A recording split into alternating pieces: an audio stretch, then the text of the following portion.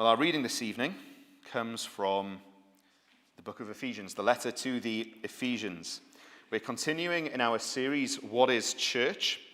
Aaron opened the first part of Ephesians with us a couple of weeks ago. Glyn then opened the first part of chapter 2 with us last Sunday. Today we are continuing in Ephesians chapter 2, verses 11 to 22. If you have your Bibles, please turn to them. If not, it's on the screen. Please follow along. Ephesians 2, verses 11 to 22. And the heading given in my Bible is One in Christ. Therefore, remember that at one time you Gentiles in the flesh, called the uncircumcision by what is called the circumcision, which is made in the flesh by hands, remember that you were at that time separated from Christ, alienated from the commonwealth of Israel, and strangers to the covenants of promise, having no hope and without God in the world. But now, in Christ Jesus, you who once were far off have been brought near by the blood of Christ. For he himself is our peace, who has made us both one and has broken down in his flesh the dividing wall of hostility, by abolishing the law of commandments expressed in ordinances, that he might create in himself one new man in place of the two, so making peace, and might reconcile us both to God in one body through the cross, thereby killing the hostility. And he came and preached peace to you who were far off, and peace to those who were near. For through him we both have access in one Spirit to the Father. So then, you are no longer strangers and aliens, but you are fellow citizens with the saints and members of the household of God, built on the foundation of the apostles and prophets, Christ Jesus himself being the cornerstone, in whom the whole structure being joined together grows into a holy temple in the Lord. In him, you also are being built together into a dwelling place for God by the Spirit. We thank God for his word.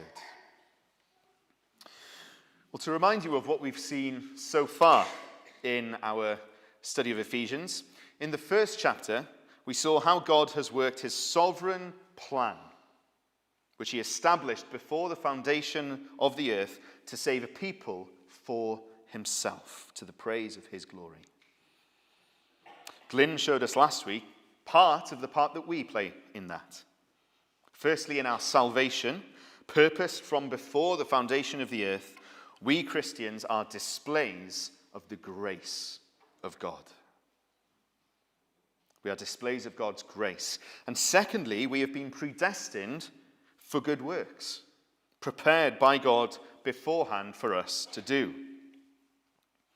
These two things are true for you as an individual if you have believed in the Lord Jesus. If you have personally believed the gospel, then these are true of you. If you believe that God loved you so much that he sent his beloved Son to live the life that you have failed to live, to offer you righteousness.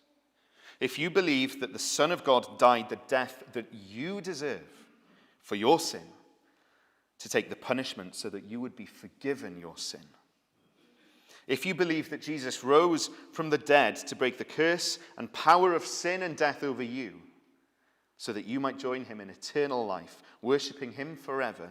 If you believe this gospel, this good news of God's love, and if you've had your life changed as a result of it, having forsaken sin and embraced obedience to God's word and will, because you are a recipient of his grace, if all of that is true for you, then you are a display of his grace and are walking in the good works he prepared for you in advance to do. This is true for each of us Christians individually and as individuals within the church. It's true of you personally, individually. But the church isn't just a group of individuals personally reconciled to God. It is that, but it's not just that. The church isn't just Alan right with God, and Ellen right with God, and Mark and Michaela and Glyn and Marilyn right with God. That's not what the church is by itself. It is that, but it's more than that too. It's also a group of people who are reconciled to each other. We're reconciled to God. We're also reconciled to each other. When God pronounces the consequences of Adam and Eve's sin in the Garden of Eden, they are banished from the garden, from God's presence. Man is alienated from God, but there is also an alienation between Adam and Eve. In Genesis 3:16, in speaking to Eve, God says, "Your desire shall be contrary to your husband." These two, who were one flesh in the garden, who were one together, now discord. Now there is strife.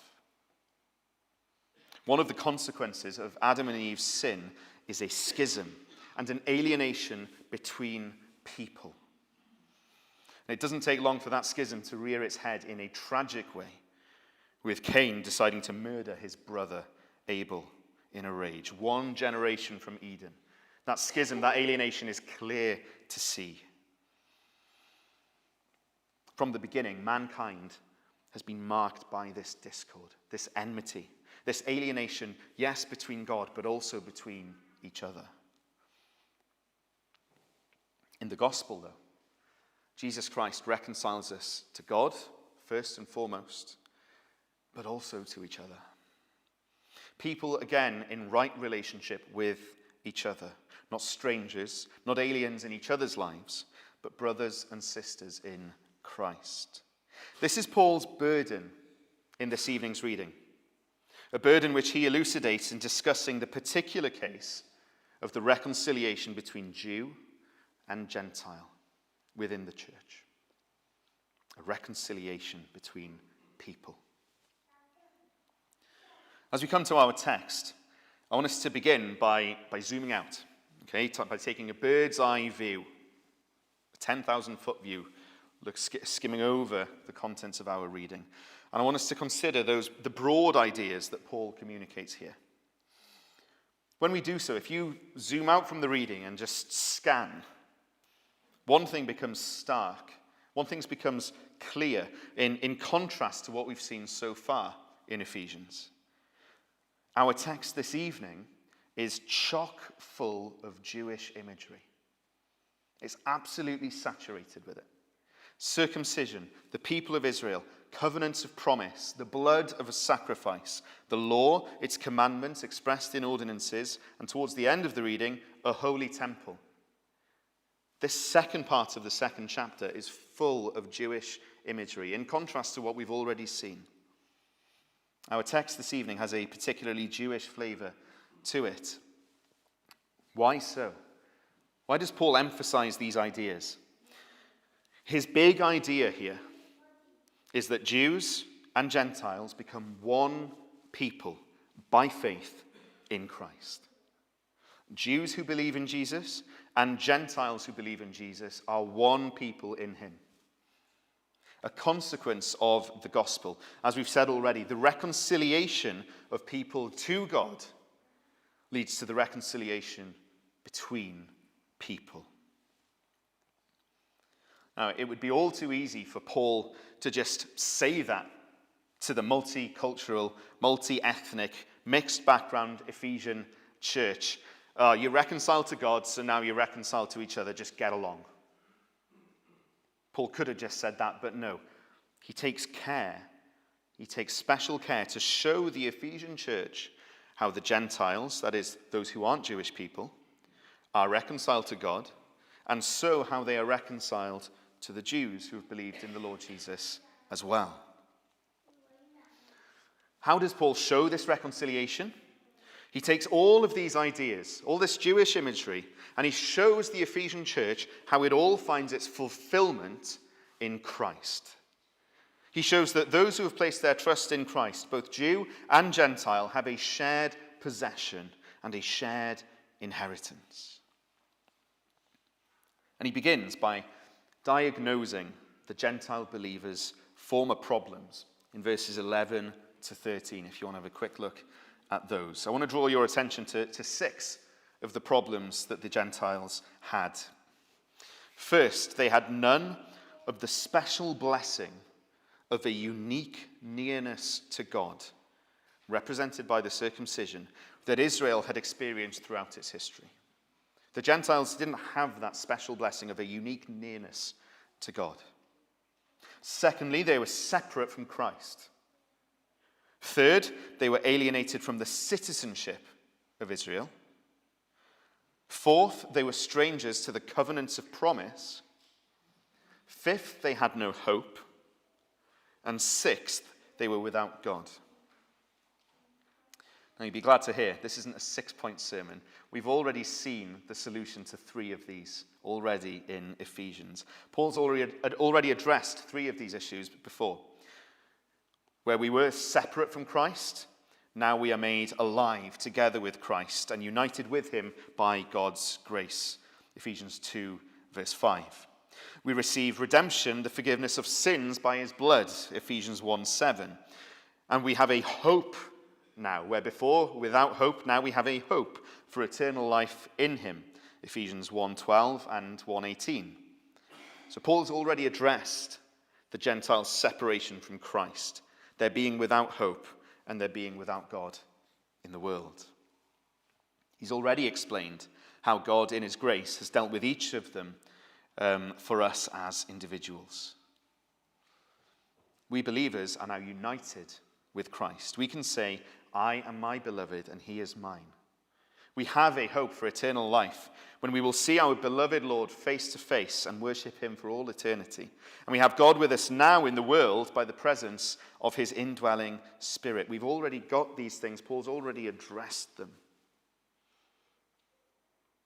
He addressed those issues initially to explain the individual salvation of both Jew and Gentile from sin and death.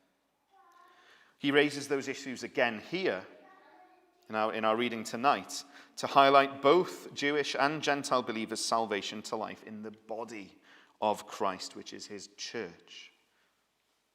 So we've seen the solutions to those, but Paul raises them again to show their corporate aspect as well.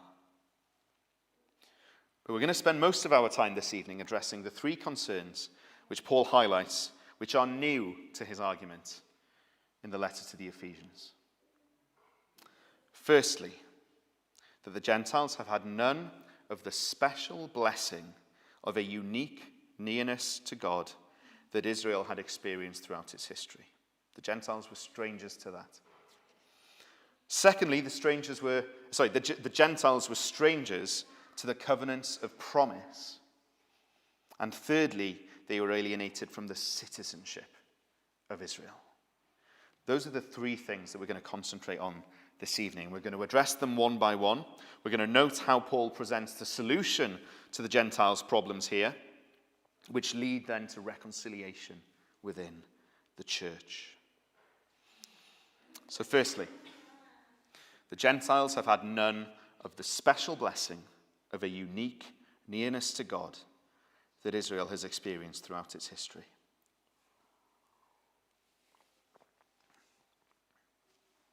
Israel as a people, throughout the Old Testament, had received a special, unique blessing as a people through whom God had chosen to bring about salvation for all. What a special blessing that is. And they had the unique privilege of bearing witness to God's character and his purposes in the Old Testament.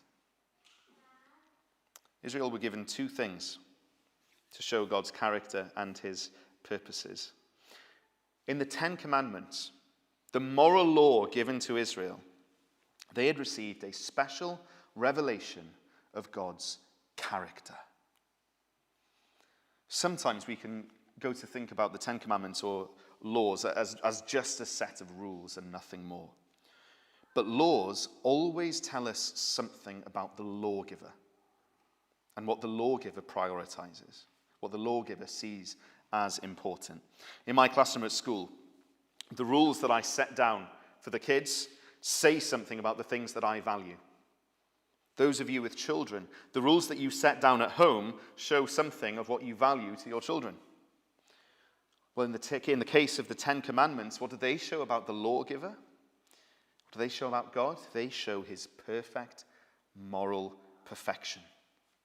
They show his moral perfection. And it was Israel's unique blessing that had been revealed to them. A unique blessing here, a special blessing to know something of God's character, that he is morally perfect as seen in those 10 commandments. A unique blessing by which those who had eyes to see could identify God when he came and walked among them. Jesus Christ, the Son of God, came and lived the perfect life, the embodiment of God's moral perfection.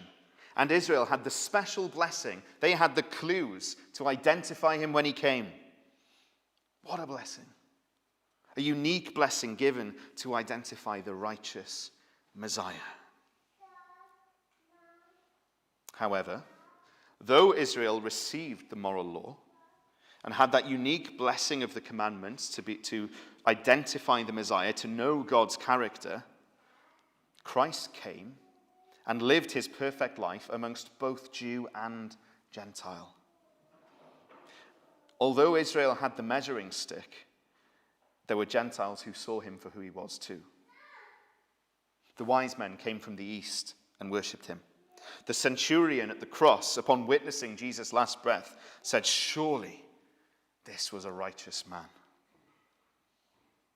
Yes, Israel had received the 10 Commandments as a special revelation of God's character.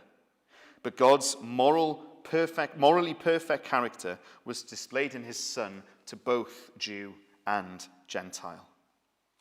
And his Son's righteousness, that life of obedience to the moral law, is given to clothe both Jews and Gentiles who believe in him.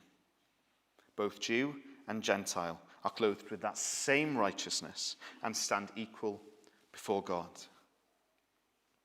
There is no more righteousness to be had in being a Jew than in being a Gentile. Our righteousness, the righteousness for both groups, is found by believing in Christ. So Israel had the moral law. They'd also been given the ceremonial law, which pointed to God's purposes. In the sacrifices, they'd received a special revelation of God's purposes through history. The lamb they were to sacrifice at the Passover meal, the burnt offerings, the sin offerings, the scapegoat.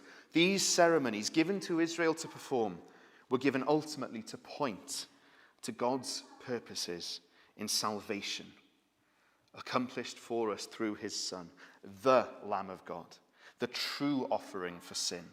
He who knew no sin but became sin for us, the one upon whom our iniquities were laid. If the moral law points to Christ's righteousness, the ceremonial law points us to his sacrifice. The Lord Jesus himself tells us, "Do not think that I have come to abolish the law or the prophets. I have not come to abolish them, but to fulfill them." Jesus fulfills both the moral law given to Israel and the ceremonial law given to Israel by becoming our Passover lamb.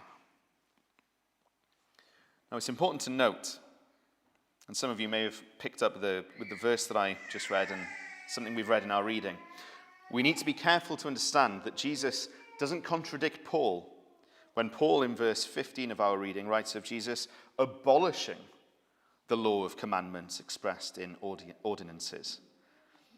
Well, Jesus says he hasn't come to abolish the law. Paul says he has. Is there a contradiction here? How do we understand this? Well, we need to be clear to which law Paul is referring. The 10 Commandments, the moral law, will stand forever. The 10 Commandments will stand forever as a reflection of God's eternal character. Jesus didn't come to abolish the 10 Commandments. He came to fulfill them on our behalf so that we might receive his righteousness before God, so that we might be reconciled to God, so that we would receive the Spirit to live in growing obedience to God's moral law, which is the 10 Commandments. The moral law is for Christians today. Not because in following it we are saved, but because God wills that we as his children, as people he has redeemed, would live lives glorifying him.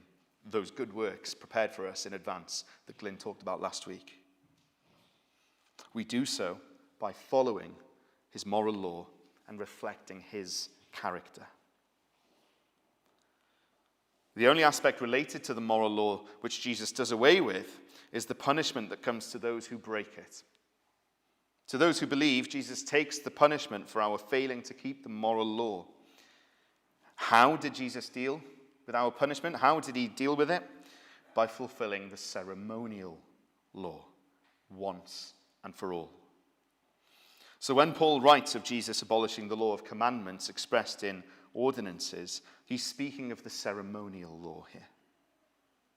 The sacrifices and ceremonial laws are the ordinances that Jesus has abolished in his flesh by becoming the sacrifice once and for all on our behalf.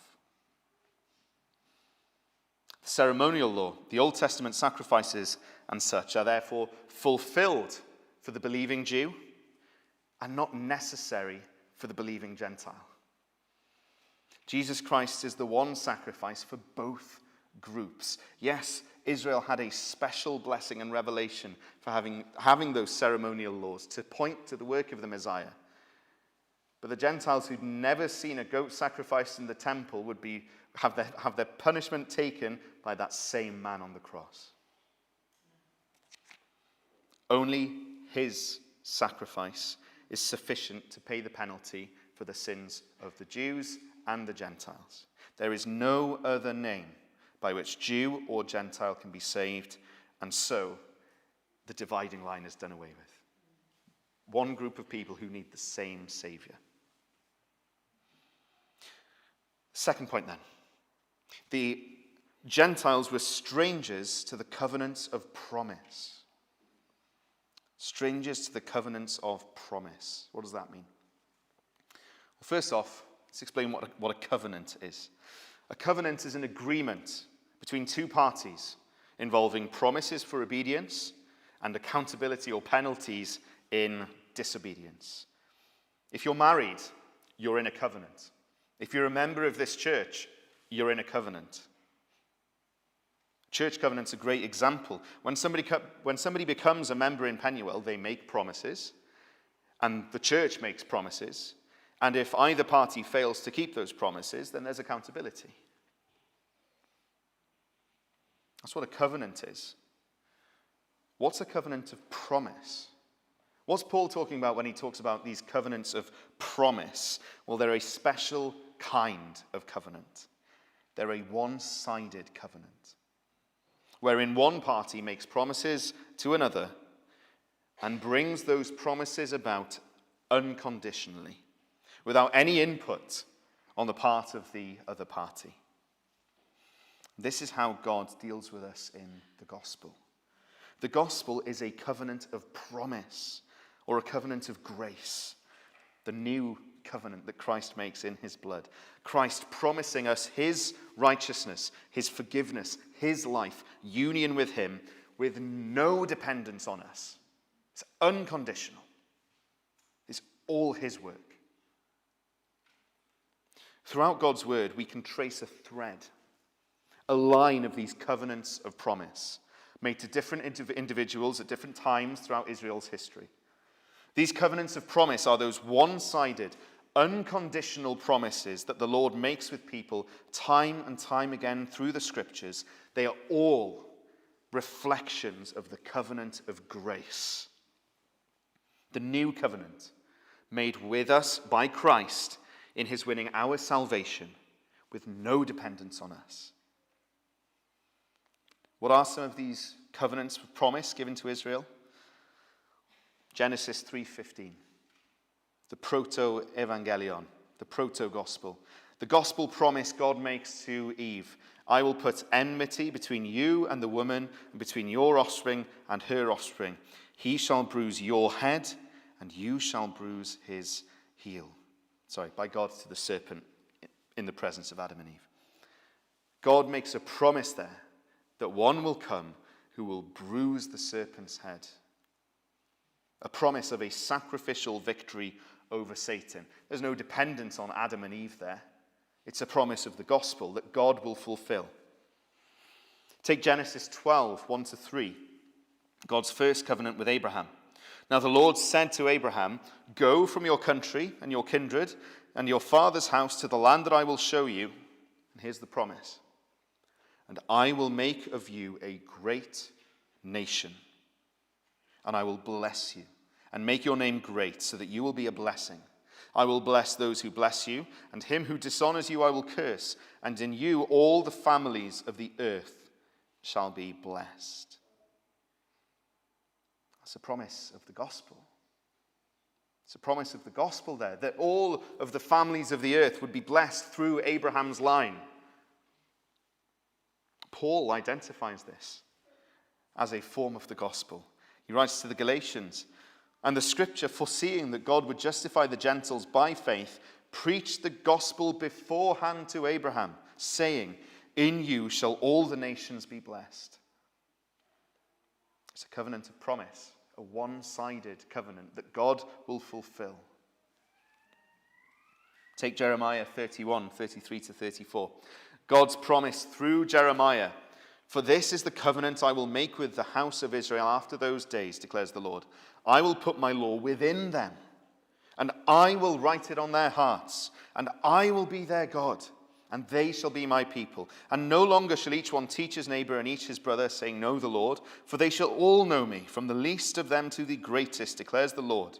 For I will forgive their iniquity, and I will remember their sin no more." Notice again, a promise that God makes that has no dependence whatsoever on Israel. Whatsoever. It's a covenant of promise, a one-sided covenant where God says, "I will do this."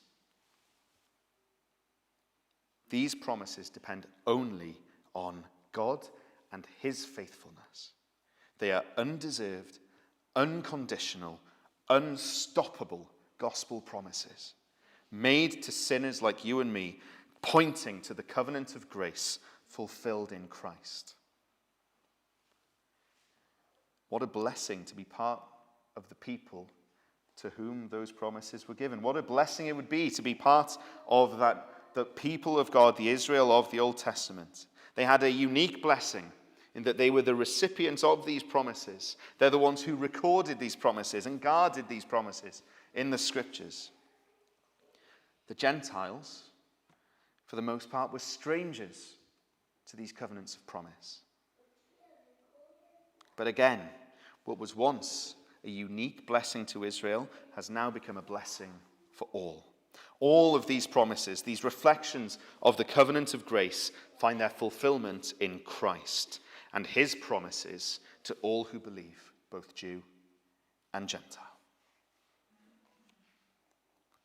Though the believing Gentiles were strangers to the Old Testament signposts, the Gentiles didn't know about the signposts pointing the way to Calvary.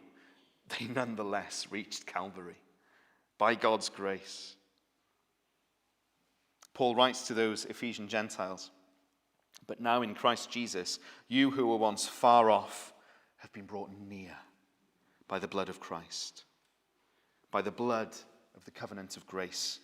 Christ's blood, foreshadowed by the covenants of promise given to Israel. Through his blood, the Gentiles have been brought near. The people of Israel had received a unique blessing in the covenants of promise, but the fulfillment of them was as applicable to the Jews and to the Gentiles, because Christ died for people from all backgrounds. The covenant of grace is the same covenant for Christians from a Jewish background as it is for a Gentile background. Third and final point before we apply this evening. To a large degree, the Gentiles throughout the Old Testament were strangers and enemies of God's people. They didn't have these unique blessings that had been given to Israel. There were some exceptions. People like Job. He wasn't an Israelite. He was descended from Esau, Jacob's brother. Rahab, Ruth, among others. But for the most part, the Gentiles didn't have the law. They didn't have the sacrifice. They didn't have the promises to believe in them. They were strangers to God's character, to God's purposes, to his promises, and as such, with no faith in him, they didn't belong to him.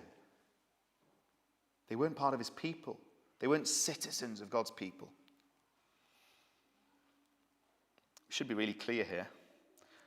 Not all those who belong to earthly Israel were either. This is something Paul discusses in Romans 9, telling us that not all who are descended from Israel belong to Israel. Not all who belong to the earthly people of Israel belonged to the spiritual people of Israel. And yet, the earthly people of Israel were in a unique position to come and believe and join the true Israel because they had been entrusted with the law and the sacrifices and the promises.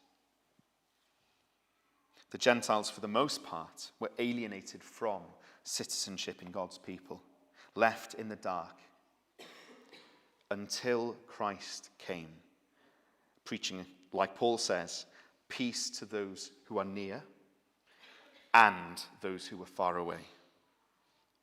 Until his church went and preached him to the world entire.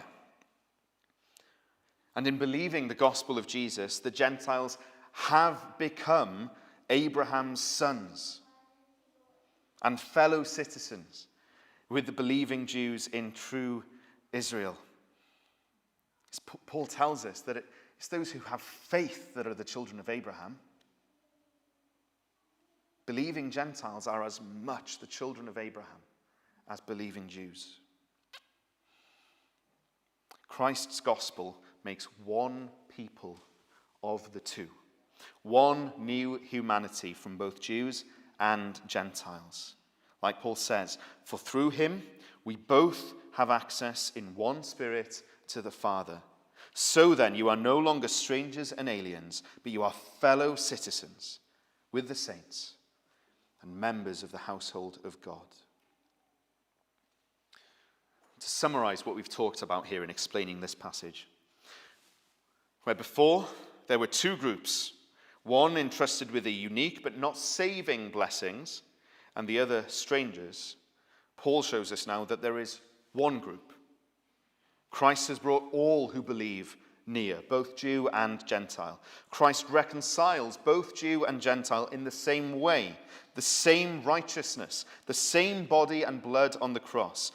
Both groups have access to the Father by the same Spirit, who lives in all believers, both Jew and Gentile. And so now we are one household, one temple, being built up by the Spirit. One temple. Consider how groundbreaking Paul's words here are, especially to his Jewish readers. The temple in Jerusalem, nothing anymore. The church is now the temple. The church, Jews and Gentiles together as one people, is where the Spirit of God dwells. So we can say truly this evening, Emmanuel, God with us. He makes his abode here. Not here, here, amongst the church, both Jew and Gentile. The church is now the one holy temple where God has chosen to dwell on earth. How do we apply this?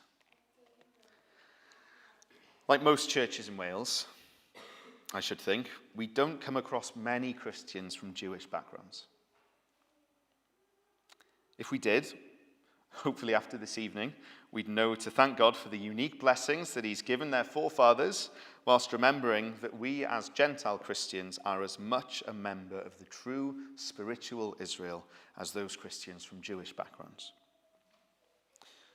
But there are other contexts in which we can apply the principles that we've talked about this evening in our church setting, and in thinking about the wider church globally as well. The main drive of Paul's argument in this passage is that Jews and Gentiles are one in the gospel. They are one in Christ. In Penuel, we found our unity in the gospel.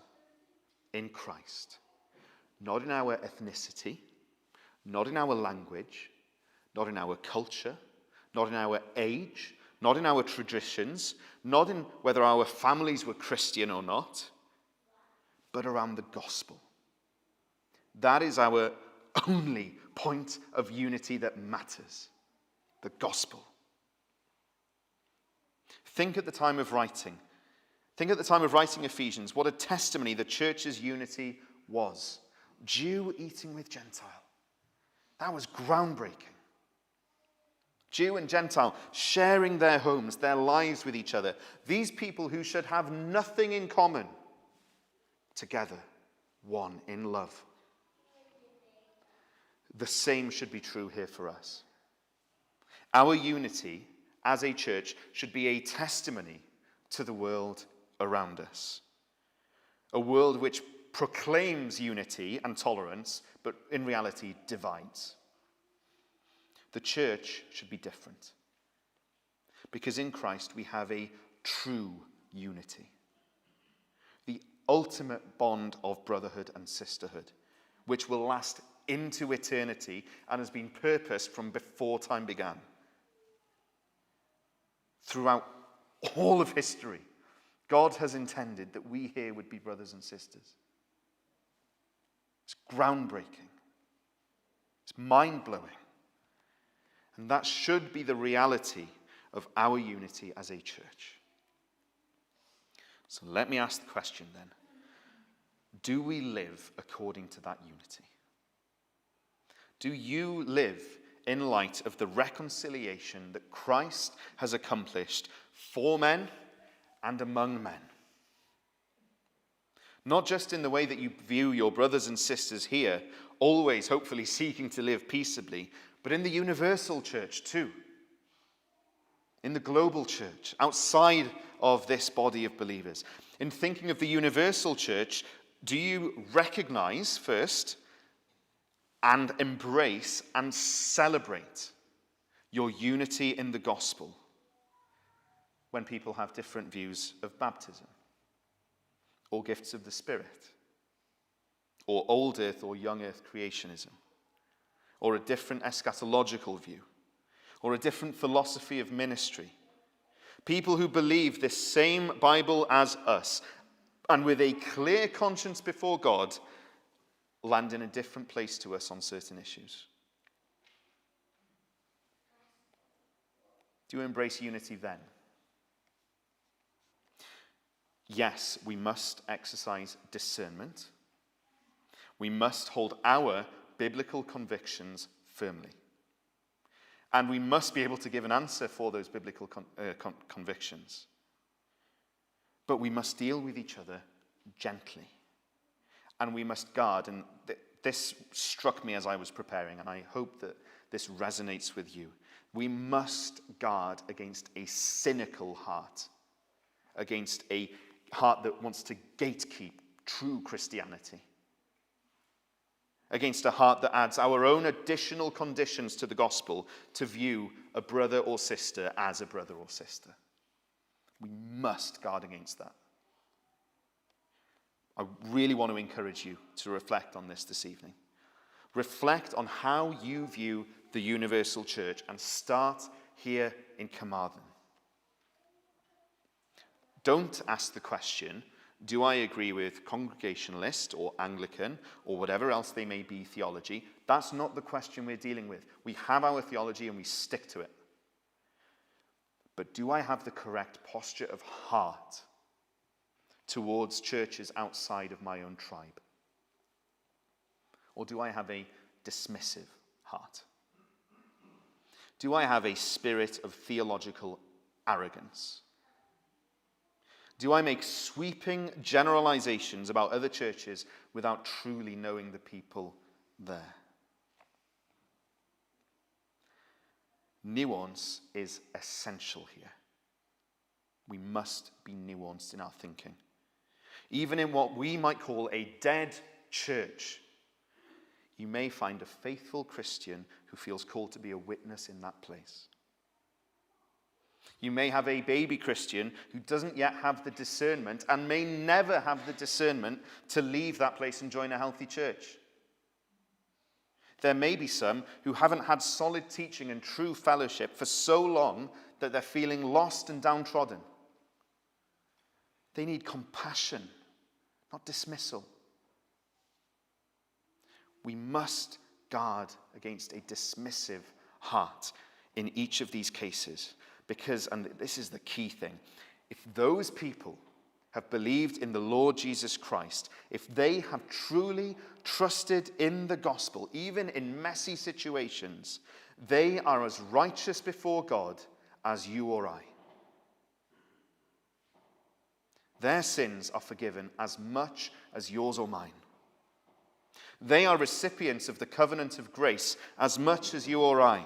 They are as much fellow citizens of the true spiritual people of God as you or I. Because God's grace is God's grace. Eternal life for them will be as long for them as it will be for you or I. If we generalize, and if we have a dismissive heart and reject even the possibility of someone in that place being a brother or sister in Christ,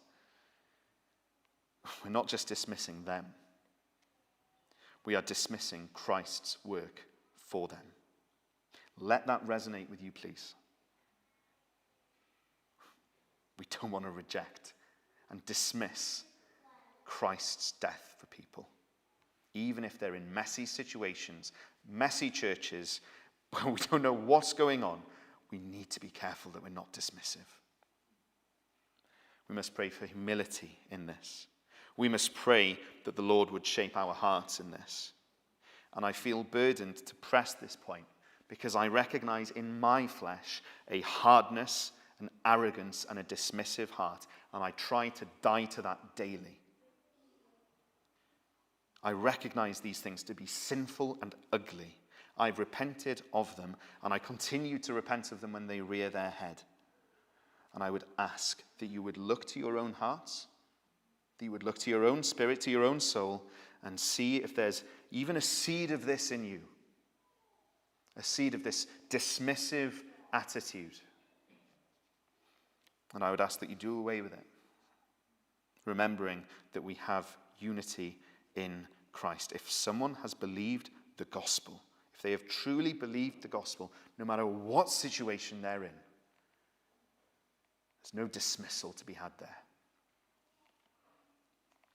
So as a final exhortation this evening, be firm in your convictions, be discerning, be wise, but be gentle, be compassionate, and honor God for the work that he's done in his saints. Amen.